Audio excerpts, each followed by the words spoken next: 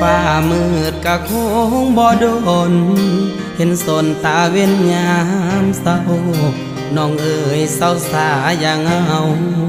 ถ้าเขาบ่ฮักอย่าฝืนปิดสากอกน้ำตาที่มันหัวออกบุญมือ